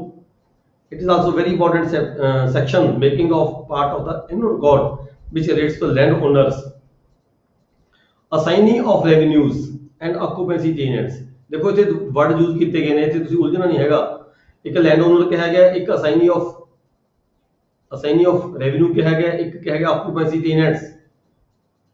ये हुण देखो असाइनी ऑफ रेवेन्यू ते ऑक्यूपेंसी टेनेंट्स ये ਜਿਹੜੇ ਦੋ ਵਰਡ ਨੇ ਇਹ ਆਮ ਤੌਰ ਤੇ ਸਮਾਂ ਬਦਲਣ ਦੇ ਨਾਲ ਸਾਡੇ ਰਿਕਾਰਡ ਦੇ ਵਿੱਚੋਂ ਖਤਮ ਹੀ ਲਗਭਗ ਹੋ ਚੁੱਕੇ ਨੇ। ਪਰ ਤੁਸੀਂ ਵਾਰ-ਵਾਰ ਟੈਨੈਂਸੀ ਐਕਟ ਵੀ ਪੜੋਗੇ, ਇਹ ਐਕਟ ਵੀ ਪੜੋਗੇ, ਤੁਹਾਨੂੰ ਜਗ੍ਹਾ ਤੇ ਟੈਨੈਂਸੀ ਅਸਾਈਨੀ ਆਫ ਲੈਂਡ ਰੈਵਨਿਊ ਬਾਰ-ਬਾਰ ਲਿਖਿਆ ਮਿਲੇਗਾ। ਤੇ ਇਹ ਕੀ ਹੈਗਾ? ਅਸਾਈਨੀ ਆਫ ਰੈਵਨਿਊ। ਹੁਣ ਪਿੰਡ ਦਾ ਜ਼ਗੀਰਦਾਰ ਹੁੰਦਾ ਸੀਗਾ ਜਾਂ ਕਿਸੇ ਨੇ ਫੌਜ ਦੇ ਵਿੱਚ ਕੋਈ ਸਰਕਾਰ ਦੇ ਕੋਈ ਬਹਾਦਰੀ ਦਾ ਕੰਮ ਕੀਤਾ ਜਾਂ ਕਿਸੇ ਵਿਅਕਤੀ ਨੇ ਸਰਕਾਰ ਦੀ ਹੈਲਪ ਕਰਦੇ ਹੋਏ ਜਾਂ ਸਰਕਾਰ ਦੇ ਪ੍ਰਤੀ ਕੋਈ ਵਧੀਆ ਕੰਮ ਕੀਤਾ, ਕਿਸੇ ਕੋਈ ਬਹਾਦਰੀ ਦਾ ਕੰਮ ਕੀਤਾ, ਸਰਕਾਰ ਜਿਹਨੂੰ ਕਿਸੇ ਬੰਦੇ ਨੂੰ ਇਨਾਮ ਦੇਣਾ ਚਾਹੁੰਦੀ ਸੀਗੀ। ਅੱਜ ਦੇ ਸਮੇਂ 'ਚ ਜਿਹੜੀ ਸਰਕਾਰ ਇਨਾਮ ਹੈ ਉਹ ਇਨ ਕੈਸ਼ ਵਿਅਕਤੀ ਨੂੰ ਗਵਰਨਮੈਂਟ ਵੱਲੋਂ ਵਾਰ-ਵਾਰ ਸਮੇਂ-ਸਮੇਂ ਤੇ ਅਲੱਗ-ਅਲੱਗ ਡਿਪਾਰਟਮੈਂਟਸ ਵੱਲੋਂ ਰਿਕਮੈਂਡ ਕੀਤੇ ਜਾਂਦੇ ਤੇ ਗਵਰਨਮੈਂਟ ਵੱਲੋਂ ਦਿੱਤੇ ਜਾਂਦੇ ਆ। ਪਰ ਜਿਹੜਾ ਪੁਰਾਣਾ ਸਮਾਂ ਸੀ ਜਦੋਂ ਕਿਸੇ ਸਰਕਾਰ ਨੇ ਕਿਸੇ ਵਿਅਕਤੀ ਨੂੰ ਕੋਈ ਇਨਾਮ ਦੇਣਾ ਹੁੰਦਾ ਸੀਗਾ ਤਾਂ ਉਹ 'ਚ ਕੀ ਹੁੰਦਾ ਸੀਗਾ, ਉਹਨੂੰ ਪਰਮਾਨੈਂਟ 2 ਪਿੰਡਾਂ ਦਾ 3 ਪਿੰਡਾਂ ਦਾ 4 ਪਿੰਡਾਂ ਦਾ ਜਿਹੜਾ ਲੈਂਡ ਰੈਵਨਿਊ ਸੀਗਾ ਉਹ ਅਸਾਈਨ ਕਰ ਦਿੱਤਾ ਜਾਂਦਾ ਸੀਗਾ। ਜਿਸ ਵਿਅਕਤੀ ਨੂੰ ਉਹ ਲੈਂਡ ਰੈਵਨਿਊ ਅਸਾਈਨ ਕੀਤਾ ਜਾਂਦਾ ਸੀ ਉਹਨੂੰ ਅਸੀਂ ਅਸਾਈਨੀ ਕਹਿੰਦੇ ਆ, ਅਸਾਈਨੀ ਆਫ ਲੈਂਡ ਰੈਵਨਿਊ। ਉਹ ਮੇ ਵੀ ਜ਼ਿਮੀਂਦਾਰ ਵੀ ਹੋ ਸਕਦਾ ਹੈ, ਉਹ ਕੋਈ ਇਨਾਮੀ ਵੀ ਹੋ ਸਕਦਾ ਜਿਸ ਬੰਦੇ ਨੂੰ ਕੋਈ ਅਵਾਰਡ ਦਿੱਤਾ ਗਿਆ ਹੋਵੇ ਸਰਕਾਰ ਵੱਲੋਂ। ਠੀਕ ਹੈ ਜੀ। ਆਕੂਪੈਂਸੀ ਹਾਂਜੀ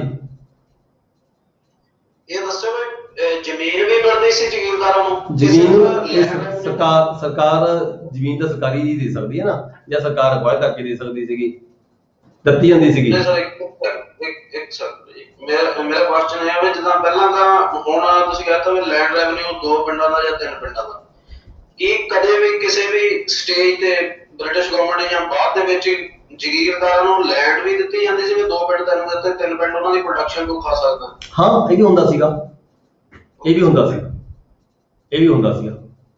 ਉਹ ਦੇਖੋ ਇੱਥੇ ਇਹ ਫਰਕ ਆ ਗਿਆ, ਪਹਿਲਾਂ ਲੈਂਡ ਰੈਵਨਿਊ ਨਹੀਂ ਸੀ ਹੁੰਦਾ, ਸਮਾਂ ਬਦਲਿਆ ਲੈਂਡ ਰੈਵਨਿਊ ਲੱਗਿਆ, ਅਸੈਸਮੈਂਟ ਹੋਈ ਲੈਂਡ ਰੈਵਨਿਊ ਲੱਗਿਆ। ਉਸ ਤੋਂ ਪਹਿਲਾਂ ਕੀ ਸੀਗਾ, ਜੇ ਸਰਕਾਰ ਜ਼ਮੀਨ ਟੋਟਲ ਜ਼ਮੀਨ ਵੈਸਟਡ ਵਿਦ ਦਾ ਗਵਰਨਮੈਂਟ ਲੋਕਾਂ ਤੋਂ ਜ਼ਮੀਨ ਵਾਹਨ ਦੇ ਬਦਲੇ 'ਚ ਉਹਦਾ ਇਨ ਕਾਈਂਡ ਸ਼ੇਅਰਿੰਗ ਲੈਂਦੀ ਸੀਗੀ, 1/3 2/3 ਸ਼ੇਅਰਿੰਗ ਲੈਂਦੀ ਸੀ। ਉਹ ਸ਼ੇਅਰਿੰਗ ਵੀ ਸਾਈਨ ਕਰ ਦਿੱਤਾ ਜਾਂਦਾ ਸੀਗਾ ਕਿਸੇ ਵੀ ਜ਼ਗੀਰਦਾਰ ਨੂੰ ਜਾਂ ਕਿਸੇ ਨੂੰ ਪ੍ਰਾਈਜ਼ ਦਿੱਤਾ ਜਾਂਦਾ, ਇਨਾਮ ਦਿੱਤਾ ਜਾਂਦਾ ਸੀਗਾ। ਪਰ ਸਮਾਂ ਬਦਲਿਆ, ਇਨ ਕਾਈਂਡ ਜਿਹੜੀ ਸੀਗੀ ਸ਼ੇਅਰਿੰਗ ਲੈਣੀ ਸਰਕਾਰ ਨੂੰ ਬਹੁਤ ਮੁਸ਼ਕਲ ਲੱਗਦੀ ਸੀ ਜਾਂ ਉਹਦੇ 'ਚ ਕਬਲੇਬਾਜ਼ੀ ਵੀ ਹੋ ਜਾਂਦੀ ਸੀਗੀ। ਤੇ ਇਹ ਸਮਾਂ ਬਦਲਿਆ, ਰੈਵਨਿਊ ਡਿਪਾਰਟਮੈਂਟ ਸੁਧਾਰ ਹੁੰਦੇ ਗਏ, ਕਿਸੇ ਆਫਿਸਰਸ ਨੇ ਆ ਕੇ ਹੌਲੀ ਕਰਕੇ ਇਹ ਜਿਹੜਾ ਇਨ ਕਾਈਂਡ ਦੇ ਸਿਸਟਮ ਨੂੰ ਚੇਂਜ ਕਰਕੇ ਅਸੈਸਮੈਂਟ ਕੀਤੀ ਗਈ ਲੈਂਡ ਦੀ ਅਸੈਸਮੈਂਟ ਕਰਕੇ ਪਰਮਾਨੈਂਟ ਤੌਰ ਤੇ ਹੀ ਲੈਂਡ ਰੈਵਨਿਊ ਲਗਾ ਦਿੱਤਾ ਵੀ ਇਸ ਦਾ ਪੈਸੇ ਲੈਣੇ, ਤੂੰ ਜੋ ਮਰਜ਼ੀ ਬਣਾ, ਜੋ ਮਰਜ਼ੀ ਕਟਾ, ਜਿੰਨੀ ਮਰਜ਼ੀ ਤੇਨੇ ਬੀਜੀ, ਜਿੰਨੀ ਮਰਜ਼ੀ ਵੱਢੀ, ਅਸੀਂ ਸਰਕਾਰ ਤਾਂ ਕਹਿੰਦੀ ਅਸੀਂ ਤਾਂ ਪੈਸੇ ਲੈਣੇ ਐਨੇ ਇਸ ਕੇਸ ਦੇ ਪਿੱਛੇ। ਠੀਕ ਹੈ ਜੀ। ਉਦੋਂ ਬਾਅਦ ਫਿਰ ਉਹ ਲੈਂਡ ਰੈਵਨਿਊ ਗੱਲ ਹੋਣ ਲੱਗੀ ਵੀ ਹੁਣ ਤੈਨੂੰ ਲੈਂਡ ਰੈਵਨਿਊ ਦਿੱਤਾ ਜਾਏਗਾ, ਅਸਾਈਨੀ ਹੋਏਗਾ। ਕਲੀਅਰ ਹੈ ਜੀ। ਸੈਕਸ਼ਨ 34 ਮੇਕਿੰਗ ਹੈ ਜੀ। Thank you. ਹੋਊਗਾ। हाँ, section 34 making of that part of the annual record and which relates to the land owners. हाँ, ਆਪਾਂ ਗੱਲ ਕਰ ਰਹੇ ਸੀ लैंड ओनर ਦੀ ਅਸਾਈਨੀ ਦੀ, लैंड ਨੂੰ ਅਸਾਈਨੀ ਦੀ, ਆਕੂਪੈਂਸੀ ਟੈਨੈਂਟਸ ਦੀ। ਆਕੂਪੈਂਸੀ ਟੈਨੈਂਟਸ ਜਿਹਨੂੰ ਆਪਾਂ ਪੱਕੇ ਮੁਜਾਰੇ ਕਹਿੰਦੇ ਨੇ, ਆਕੂਪੈਂਸੀ ਟੈਨੈਂਟਸ ਪੱਕੇ ਮੁਜਾਰੇ। ਸਰਕਾਰ ਨੇ ਸਮੇਂ-ਸਮੇਂ ਤੱਕ ਆਕੂਪੈਂਸੀ ਟੈਨੈਂਟਸ ਨੂੰ ਓਨਰਸ਼ਿਪ ਰਾਈਟ ਸਰਕਾਰ ਨੂੰ ਦਿੱਤੇ ਗਏ ਨੇ।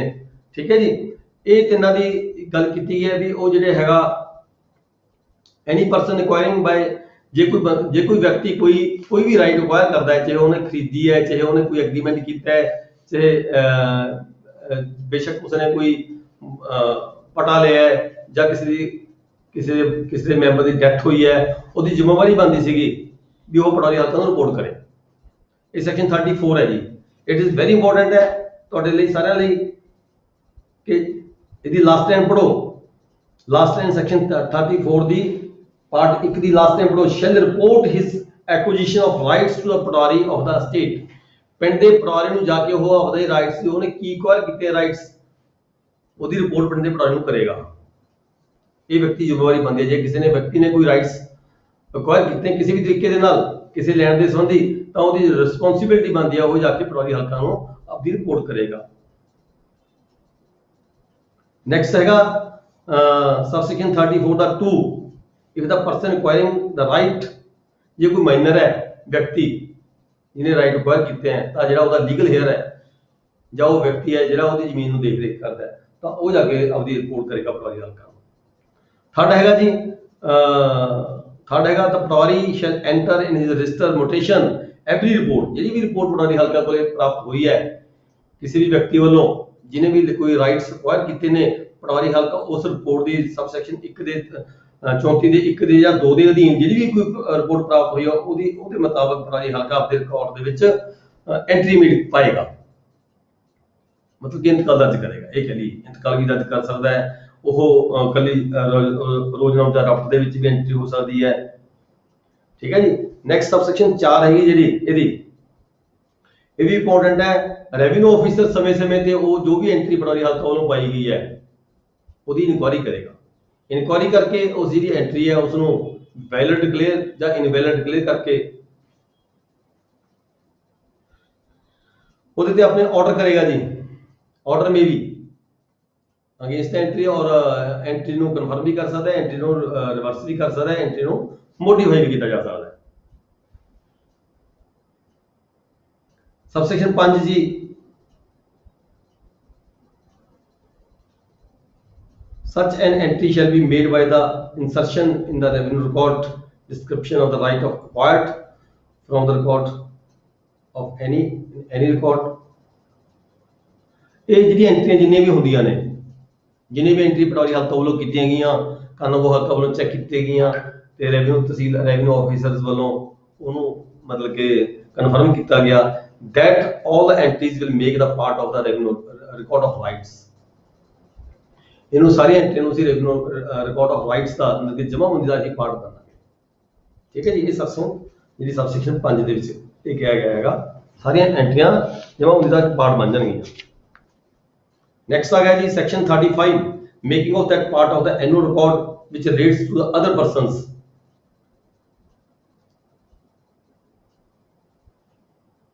The acquisition of any interested land, interest of the land, ਕਿਸੇ ਵੀ ਵਿਅਕਤੀ ਦੇ ਕੋਈ ਲੈਂਡ ਦੇ ਨਾਲ ਜਿਹੜੇ ਕੋਈ ਇੰਟਰਸਟ ਕ੍ਰੀਏਟ ਗਏ ਨੇ, ਜੇ ਉਹ ਅਨਡਿਸਪਿਊਟਡ ਹੈਗੇ ਨੇ ਤਾਂ ਉਹਦੀ ਜਮ੍ਹਾਂਬੰਦੀ 'ਚ ਐਂਟਰੀ ਹੋ ਜਾਏਗੀ ਪਟਵਾਰੀ ਹਲਕਾ ਵੱਲੋਂ ਇੰਤਕਾਲ ਰਜਿਸਟਰ ਦੇ ਰਾਹੀਂ।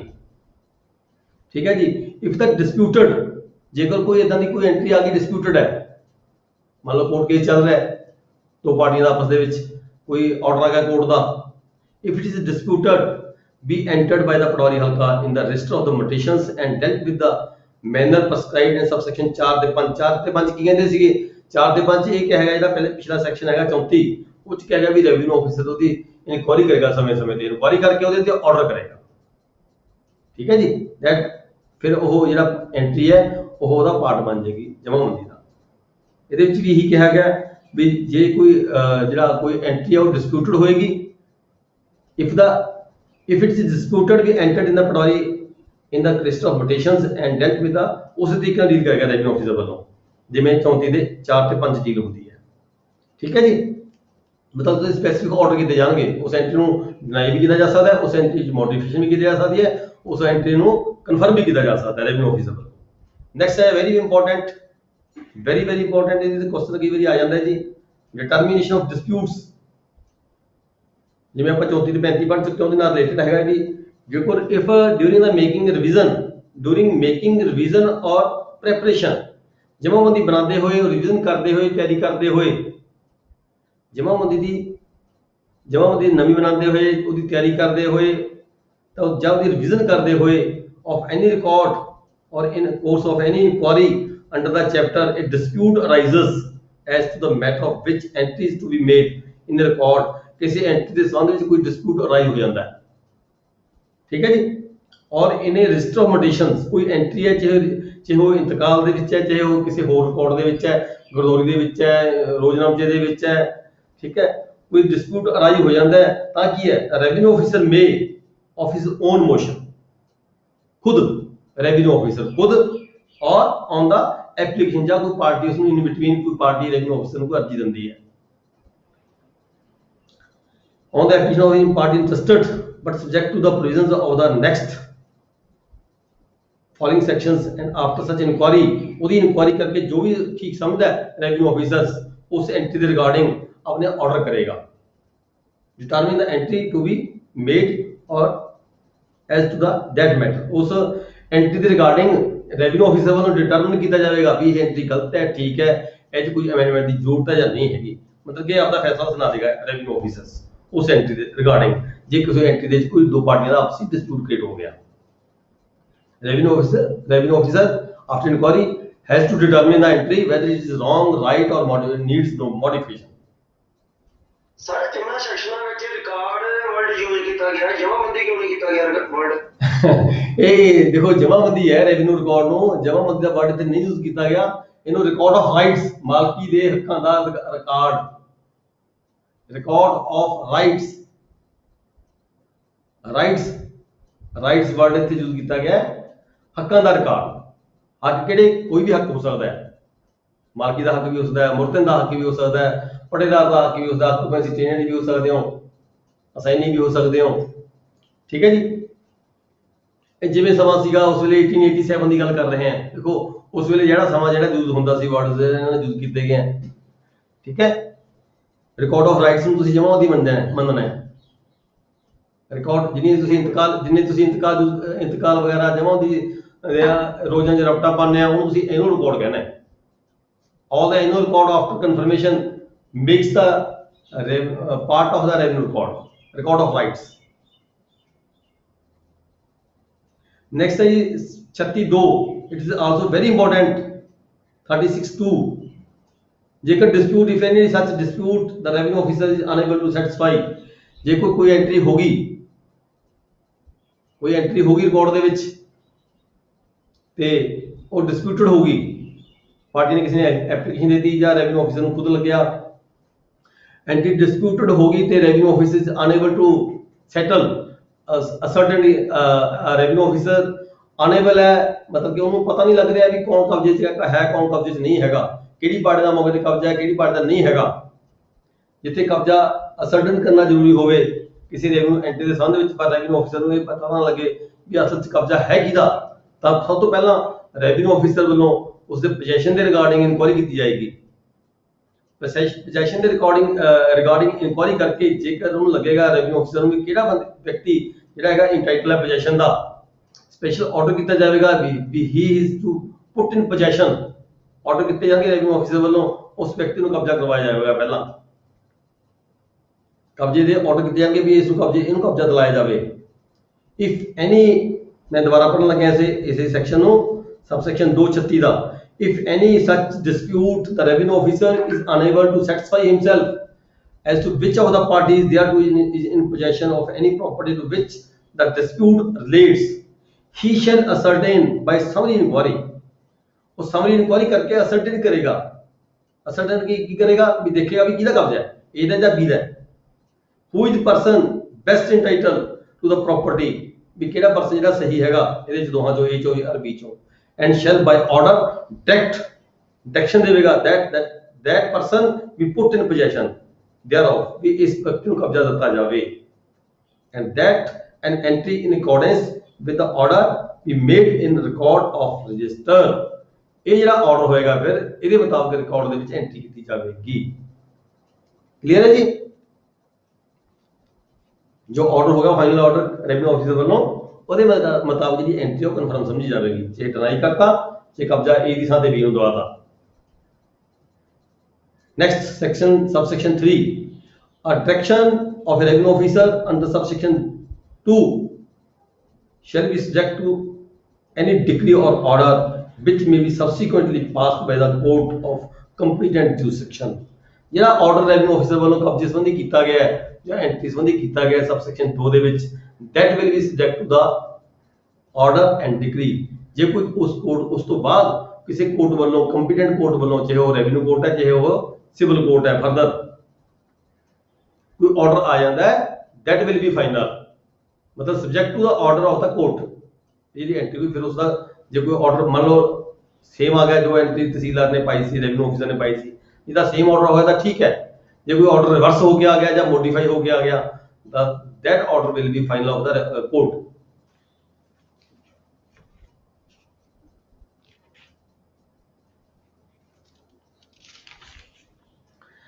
ਅੱਗੇ ਆ ਗਿਆ ਜੀ ਸੈਕਸ਼ਨ 37। ਇਹ ਚ ਇਹ ਕਿਹਾ ਗਿਆ ਵੀ ਜਿਹੜਾ ਪੁਰਾਣਾ ਰਿਕਾਰਡ ਚੱਲਦਾ ਆ ਰਿਹਾ, ਜੋ ਤੁਸੀਂ ਰਿਕਾਰਡ ਤਿਆਰ ਕਰਨਾ ਚਾਹੋ ਉਹਦੀ ਤਿਆਰ ਕਰਨੀ ਹੈ, ਨਵੀਂ ਜਮਾਬੰਦੀ ਬਣਾਉਣੀ ਹੈ, ਚਾਹੇ ਵੈਰੀਫਾਈ ਉਹਦੀ ਅਮੈਂਡਮੈਂਟ ਹੋ ਰਹੀ ਹੈ, ਜਮਾਬੰਦੀ ਦੀ ਨਵੀਂ ਬਣ ਰਹੀ ਹੈ, ਤਾਂ ਜਿਹੜਾ ਪੁਰਾਣੇ ਰਿਕਾਰਡ ਬਣੇ ਹੋਏ ਨੇ ਉਹਦੇ ਵਿੱਚ ਜਿਹੜੀ ਹੈਗੀ ਹੈ ਬਗੈਰ ਕਿਸੇ ਇੰਤਕਾਲ ਤੋਂ ਜਾਂ ਬਗੈਰ ਕਿਸੇ ਹੋਰ ਐਂਟਰੀ ਤੋਂ, ਮਤਲਬ ਉਹ 'ਚ ਕੋਈ ਵੇਰੀਏਸ਼ਨ ਨਹੀਂ ਆਉਣੀ ਚਾਹੀਦੀ। ਸਬਸੀਕੁਐਂਟ ਰਿਕਾਰਡ ਨੂੰ ਜਿਹੜਾ ਮੱਦੇ ਨਜ਼ਰ ਰੱਖਣਾ ਹੈਗਾ। 37 ਸੈਕਸ਼ਨ ਇਹ ਕਹਿੰਦਾ ਜੀ ਉਹ ਆਪਾਂ ਸਾਰੇ ਦੇਖਦੇ ਹਾਂ ਵੀ ਪੁਰਾਣੀ ਜਮਾਬੰਦੀ ਨੂੰ ਆਪਾਂ ਦੇਖ ਕੇ ਨਵੀਂ ਜਮਾਬੰਦੀ ਲਿਖਦੇ ਹਾਂ, ਤੇ ਨਵੀਂ ਅਮੈਂਡਮੈਂਟ ਸਿਰਫ ਉਹੀ ਹੁੰਦੀਆਂ ਨੇ ਜਿਹੜੀਆਂ ਕਿ ਇੰਤਕਾਲਾਂ ਰਾਹੀਂ ਜਾਂ ਕਿਸੇ ਹੋਰ ਕਾਰਨ ਗਰਦਾਰੀ ਰਾਹੀਂ, ਰੋਜ਼ਨਾਮਚੀ ਦੇ ਰਾਹੀਂ ਨਵੀਆਂ ਐਂਟਰੀਜ਼ ਆਉਂਦੀਆਂ ਨੇ, ਉਹਨਾਂ ਦਾ ਹੀ ਅਮਲ ਕੀਤਾ ਜਾਂਦਾ। ਬਾਕੀ ਜਿਹੜਾ ਸਬਸੀਕੁਐਂਟ ਰਿਕਾਰਡ ਹੈ shall not be varied subsequent records, otherwise vary ਕੀਤਾ ਜਾ ਸਕਦਾ ਹੈ ਜਦੋਂ ਕੋਈ ਉਹਦੇ ਚ ਨਵੀਂ ਕੋਈ ਅਮੈਂਡਮੈਂਟ ਹੋ ਗਈ, making entries in according with the text proved. ਇਹ ਦੋ ਤਿੰਨ ਪਾਰਟ ਨੇ, ਜਦੋਂ ਪਾਰਟੀਆਂ ਆਪਸ ਰਜ਼ਾਮੰਦ ਹੋਣ ਜਾਂ ਕੋਈ ਨਵਾਂ ਕੋਈ ਮੈਪ ਬਣਿਆ ਹੋਵੇ ਉਹਦੇ ਮੁਤਾਬਕ ਚੇਂਜਸ ਹੋ ਸਕਦੀਆਂ ਨੇ, ਮਤਲਬ ਬਗੈਰ ਮਤਲਬ ਤੋਂ ਕੋਈ ਚੇਂਜ ਨਹੀਂ ਹੋਣੀ। ਠੀਕ ਹੈ ਜੀ। ਅੱਗੇ ਆ ਗਿਆ ਮੋਟੇਸ਼ਨ ਫੀਸ। ਮੋਟੇਸ਼ਨ ਫੀਸ ਕੀ ਹੈ? ਮੋਟੇਸ਼ਨ ਫੀਸ ਆਪਾਂ ਜੋ ਸਟੇਟ ਗਵਰਨਮੈਂਟ ਸਮੇਂ-ਸਮੇਂ ਤੇ ਜਿਹੜੀ ਕੋਈ ਸਕੇਲ ਨਿਰਧਾਰਿਤ ਕਰਦੀ ਹੈ, ਮੋਟੇਸ਼ਨ ਫੀਸ ਹੋਵੇ ਚਾਹੇ ਕਾਪਿੰਗ ਫੀਸ ਹੋਵੇ, ਉਹਦੇ ਮੁਤਾਬਕ ਜਿਹੜੀ ਫੀਸ ਹੈ ਉਹ ਲਈ ਜਾਂਦੀ ਹੈ। ਇਹ ਸਬਸੈਕਸ਼ਨ 2 ਹੈ 38 ਦਾ। ਇਹਦੇ ਵਿੱਚ ਕੀ ਹੈ? ਜਿਹੜੀ ਇੰਤਕਾਲ ਦੀ ਫੀਸ ਹੈ, ਜਿਸ ਪਾਰਟੀ ਦੇ ਹੱਕ ਦੇ ਵਿੱਚ ਕੋਈ ਇੰਤਕਾਲ ਹੁੰਦਾ ਉਹ ਲਾਇਬਿਲਿਟੀ ਉਹਦੀ ਬਣਦੀ ਹੈ ਵੀ ਉਹ ਪੇ ਕਰੇ, ਜਿਸ ਪਾਰਟੀ ਦੇ ਹੱਕ ਦੇ ਵਿੱਚ ਕੋਈ ਇੰਤਕਾਲ ਹੁੰਦਾ ਉਹਦੀ ਜ਼ਿੰਮੇਵਾਰੀ ਬਣ ਜਾਂਦੀ ਹੈ। ਨੈਕਸਟ ਸੈਕਸ਼ਨ 39 ਹੈ ਜੀ। It is also very important, ਇਹਦੇ ਤੇ ਵੀ ਕੁਐਸਚਨ ਆ ਜਾਂਦਾ ਹੈ। ਜਿਸ ਵਿਅਕਤੀ ਨੇ ਸੈਕਸ਼ਨ 34 ਅਸੀਂ ਪੜ੍ਹ ਕੇ ਹਟਿਆ ਪਿੱਛੇ ਵੀ ਕੋਈ ਰਾਈਟਸ ਅਕਵਾਇਰ ਕੀਤੇ ਨੇ ਬਾਈ ਵੇ ਆਫ ਐਨੀ ਇਨਹੈਰੀਟੈਂਸ ਰਾਹੀਂ, ਇਨਹੈਰੀਟੈਂਸ ਮਤਲਬ ਵਿਰਾਸਤ ਰਾਹੀਂ, ਸੇਧ ਰਾਹੀਂ, ਮੌਰਗੇਜ ਰਾਹੀਂ ਜਾਂ ਕਿਸੇ ਐਗਰੀਮੈਂਟ ਰਾਹੀਂ, ਤਬਾਦਲੇ ਦੇ ਰਾਹੀਂ, ਤਕਸੀਮ ਦੇ ਰਾਹੀਂ ਕੋਈ ਰਾਈਟਸ ਅਕਵਾਇਰ ਕੀਤੇ ਨੇ, then there is his responsibility fix ਕੀਤੀ ਗਈ ਹੈ ਉਹਦੀ। ਸੈਕਸ਼ਨ 39 ਦੇ ਵਿੱਚ ਉਹਦੀ ਜ਼ਿੰਮੇਵਾਰੀ ਫਿਕਸ ਕੀਤੀ ਗਈ ਹੈ ਵੀ ਉਹ 3 ਮਹੀਨਿਆਂ ਦੇ ਅੰਦਰ ਅੰਦਰ ਪਟਵਾਰੀ ਹਲਕਾ ਨੂੰ ਜਾ ਕੇ ਰਿਪੋਰਟ ਕਰੇਗਾ ਵੀ ਮੈਨੂੰ ਮੈਂ ਰਾਈਟਸ ਅਕਵਾਇਰ ਕੀਤੇ ਜਾਂ ਸਾਡੇ ਫਲਾਣੇ ਬੰਦੇ ਦੀ ਡੈਥ ਹੋ ਗਈ ਜਾਂ ਮੈਂ ਤਕਸੀਮ ਅਸੀਂ ਕੀਤੀ ਸੀ ਜਾਂ ਅਸੀਂ ਤਬਾਦਲਾ ਕੀਤਾ ਸੀ ਜਾਂ ਅਸੀਂ ਐਗਰੀਮੈਂਟ ਕੀਤਾ ਸੀਗਾ। 3 ਮਹੀਨਿਆਂ ਦੇ ਅੰਦਰ ਅੰਦਰ ਉਸ ਕੰਸਰਨਡ ਪਾਰਟੀ ਵੱਲੋਂ ਪਟਵਾਰੀ ਹਲਕਾ ਕੋਲ ਜਾ ਕੇ ਆਪਣੀ ਰਿਪੋਰਟਿੰਗ ਕਰਨੀ ਜ਼ਰੂਰੀ ਹੈ। ਜੇਕਰ ਉਹ ਪਾਰਟੀ ਸਮੇਂ ਸਿਰ ਆਪਣੀ ਰਿਪੋਰਟ ਪਟਵਾਰੀ ਹਲਕਾ ਕੋਲ ਨਹੀਂ ਜਾਂਦੀ ਤਾਂ collector has authority to make him penalty ਲਗਾਈ ਜਾ ਸਕਦੀ ਹੈ ਉਸਨੂੰ, but penalty not exceeding the 5 times of the fee. ਪਰ ਜਿੰਨੀ ਉਹਦੀ ਸਰਕਾਰੀ ਫੀਸ ਬਣਦੀ ਹੈ ਉਸ ਤੋਂ 5 ਗੁਣਾ ਤੋਂ ਵੱਧ ਪੈਨਲਟੀ ਨਹੀਂ ਲਗਾਈ ਜਾ ਸਕਦੀ, ਪਰ ਪੈਨਲਟੀ ਦੀ ਉਹਨੂੰ ਲਗਾਈ ਜਾ ਸਕਦੀ ਹੈ ਕਲੈਕਟਰ ਵੱਲੋਂ। ਠੀਕ ਹੈ ਜੀ। ਮਤਲਬ ਕਿ ਕੋਈ ਵੀ ਰਾਈਟਸ ਅਕਵਾਇਰ ਕਰਦਾ, ਇਹ ਨਹੀਂ ਹੈ ਵੀ ਇਕੱਲਾ ਪਟਵਾਰੀ ਹੀ ਜ਼ਿੰਮੇਵਾਰ ਹੈ ਜਾਂ ਇਕੱਲਾ ਰੈਵਨਿਊ ਡਿਪਾਰਟਮੈਂਟ ਜ਼ਿੰਮੇਵਾਰ ਹੈ ਵੀ ਰਿਕਾਰਡ ਐਂਟਰੀਆਂ ਕਿਉਂ ਨਹੀਂ ਪਈਆਂ।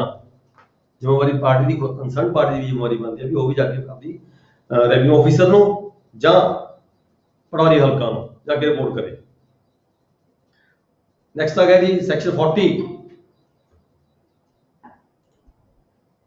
Section 40 obligation to publish information necessary for the preparation of the record। ਜਦੋਂ ਜਮਾਂ ਦੀ ਨਵੀਂ ਤਿਆਰ ਹੁੰਦੀ ਹੈ ਇਹ ਵੀ ਉਹੀ ਜੋ 39 ਹੈ ਉਹਦੇ ਮੁਤਾਬਕ ਇਹ ਸੈਕਸ਼ਨ ਵੀ ਉਹੀ ਕੁਝ ਕਹਿੰਦਾ ਹੈਗਾ। Person bound to make report revenue officer or patwari, any person whose rights, interests or liabilities are required to be entered in any record under this chapter shall be bound to furnish or the requisition of section 40 clear ਕੀਤਾ ਹੈ। Section 40 ਇਹੀ ਗੱਲ ਕਹੀ ਹੈ ਜੋ ਜਿਹੜਾ ਵਿਅਕਤੀ ਉਹ ਬਾਉਂਡ ਹੈ ਵੀ ਪਟਵਾਰੀ ਹਲਕਾ ਕੋਲੇ ਜਾ ਕੇ ਜਾਂ ਰੈਵਨਿਊ ਆਫਿਸ ਅਧਿਕਾਰੀ ਕੋਲੇ ਜਾ ਕੇ ਆਪਣੀ ਜਿਹੜੀ ਹੈਗੀ ਹੈ ਜੋ ਵੀ ਰਾਈਟਸ ਉਹਨੇ ਐਕਵਾਇਰ ਕੀਤੇ ਨੇ ਉਹਦੀ ਰਿਪੋਰਟਿੰਗ ਕਰੇ। ਠੀਕ ਹੈ ਜੀ, ਤਾਂ ਕਿ ਜਿਹੜਾ ਰਿਕਾਰਡ ਹੈ ਉਹਦੀ ਕੰਪਾਈਲੇਸ਼ਨ ਉਹ ਪ੍ਰੋਪਰ ਮੇਨਟੇਨ ਹੋ ਸਕੇ। ਨੈਕਸਟ ਆ ਗਿਆ ਜੀ rights of the government. Section 41 rights of the government and presumptions with respect thereto and to the other matters. ਸਰਕਾਰ ਦੇ ਰਾਈਟ ਕੀ ਹੁੰਦੇ ਨੇ? ਕੋਈ ਵੀ ਲੈਂਡ ਹੈ ਆਪਾਂ ਦੇਖਦੇ ਹਾਂ ਜਿੱਥੇ ਵੀ ਕਿਤੇ ਕੋਈ ਗੋਲਡ ਦੀ ਮਾਈਨ ਨਿਕਲ ਆਈ, ਕੋਲਾ ਨਿਕਲਿਆ ਆ ਜਾਂ ਤੇਲ ਨਿਕਲਿਆ ਆ, ਉਹ ਇਹ ਜਿਹੜਾ ਸੈਕਸ਼ਨ ਹੈਗਾ 41 ਇਹ ਪ੍ਰੋਵਾਈਡ ਕਰਦਾ ਗਵਰਨਮੈਂਟ ਨੂੰ ਪਾਵਰਸ ਵੀ that property that mines ਦੀ ਜਿਹੜੀ ਉਹ ਹੈ ਸਾਰੀ ਉਹ ਸਰਕਾਰ ਦੇ ਵਿੱਚ ਇਨਵੈਸਟ ਕਰ ਜਾਂਦੀ ਹੈ। all the mines and all mines of metals, coal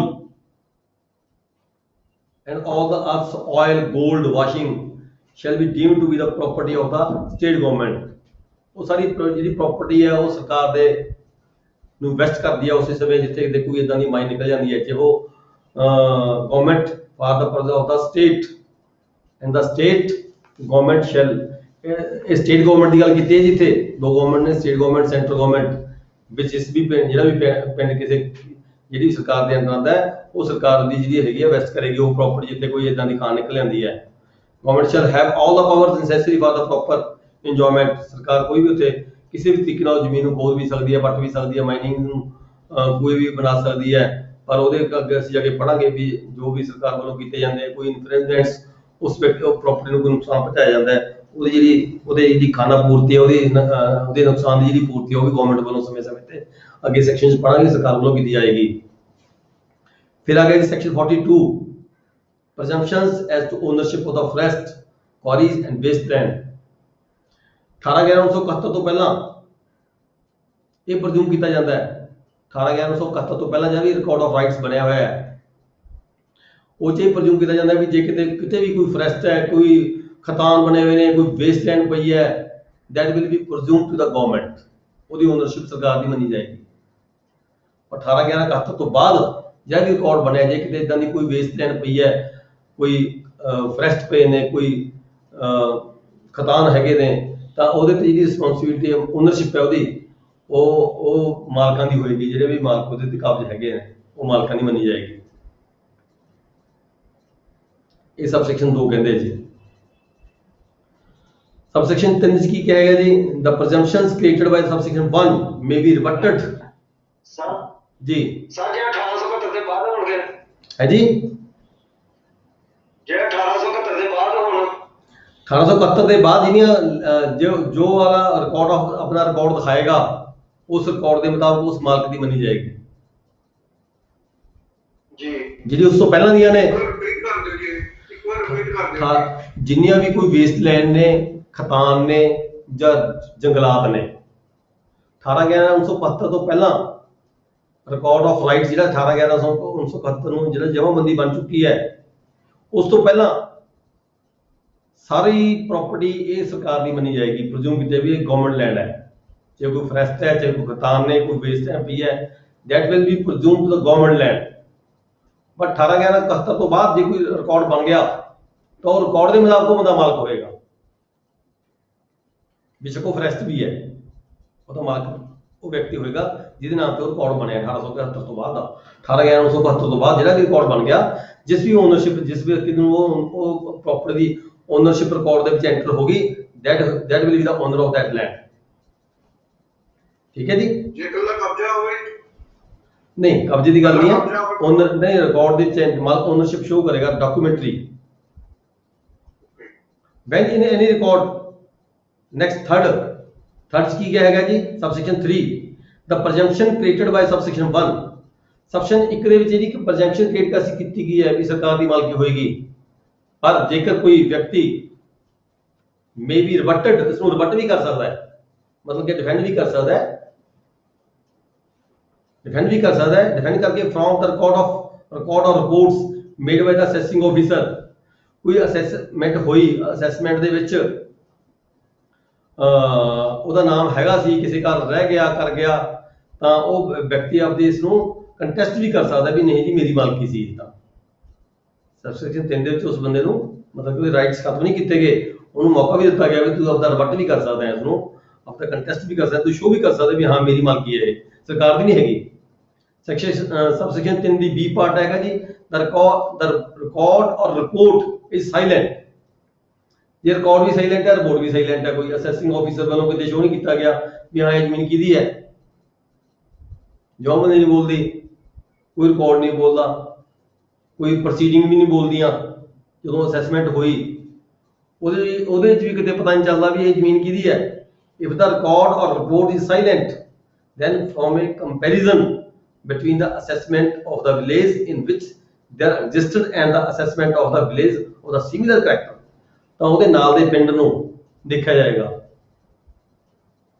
ਜਿਸ ਪਿੰਡ 'ਚ ਅਸੀਂ ਅਸੈਸਮੈਂਟ ਕੀਤੀ ਉਹਦੇ ਨਾਲ ਦੇ ਪਿੰਡ ਨੂੰ, ਉਹਦੇ ਗੁਆਂਢੀ ਪਿੰਡਾਂ ਨੂੰ ਦੇਖਿਆ ਜਾਏਗਾ ਵੀ ਉੱਥੇ ਕੀ ਰਿਵਾਜ ਸੀ, ਉੱਥੇ ਕੀ ਰੀਤੀ ਰਿਵਾਜ ਸੀਗੇ, ਤਾਂ ਉਹਨੂੰ ਉਹਦਾ ਕੰਪੈਰੀਜ਼ਨ ਕੀਤਾ ਜਾਏਗਾ ਵੀ ਇਹ ਪ੍ਰਾਪਰਟੀ ਜਿਹੜੀ ਹੈਗੀ ਆ ਕਿਹਦੀ ਹੁੰਦੀ ਹੈ, ਸਰਕਾਰ ਦੀ ਹੁੰਦੀ ਹੈ ਜਾਂ ਪਿੰਡ ਦੇ ਲੋਕਾਂ ਦੀ ਹੁੰਦੀ ਹੈ, ਸਾਂਝੀ ਹੁੰਦੀ ਹੈ, ਪੰਚਾਇਤ ਦੀ ਹੁੰਦੀ ਹੈ, ਓਨਰਸ਼ਿਪ ਦੀ ਹੁੰਦੀ ਹੈ, ਤਾਂ ਉਹਨੂੰ ਦੇਖ ਕੇ ਉਹ ਜਿਹਾ ਫੈਸਲਾ ਕੀਤਾ ਜਾਏਗਾ।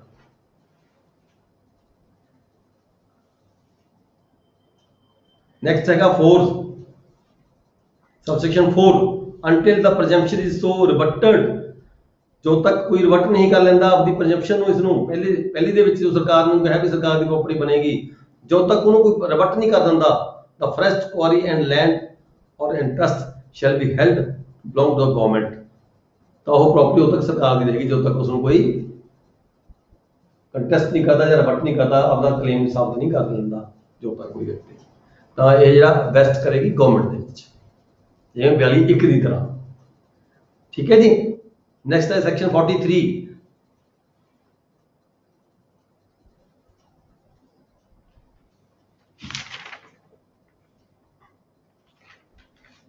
साढ़े 8 बज गए जी, सेक्शन चैप्टर खत्म नहीं होएगा, ये जो चैप्टर खत्म होने टाइम लगेगा जी, आप एक सेक्शन खत्म करके फिर हम इस चैप्टर बाद इसको खत्म करते हैं। Compensation for the infringement of rights of third parties in exercise of A right of the government, जिवें आप पढ़िया सीगा सेक्शन 41 च की है जी, जे कोई माइन निकल आती है, कोई कोल दी, कोई तेल दी, कोई गोल्ड दी, कोई भी माइन निकल आती है, उत्थे सरकार जी प्रॉपर्टी सरकार की बन जाती है, पर उत्थे की हैगा ਉਹਦਾ ਕੰਪੈਂਸੇਸ਼ਨ ਦਿੱਤਾ ਜਾਵੇਗਾ ਉਸ ਵਿਅਕਤੀ ਨੂੰ ਜਿਹਦੀ ਉਹ ਪ੍ਰਾਪਰਟੀ ਸੀਗੀ। whenever in the exercise of any right of the government refer to in subsection 41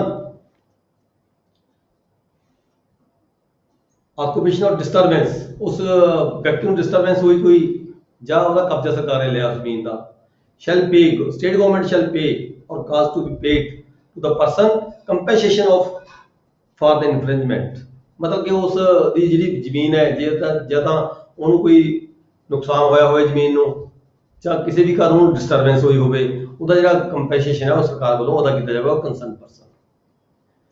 second ਇਹਦਾ ਹੈਗਾ ਜੀ ਇਹਦਾ 40C the second part, the compensation shall be determined as nearly as may be in accordance with the land acquisition act।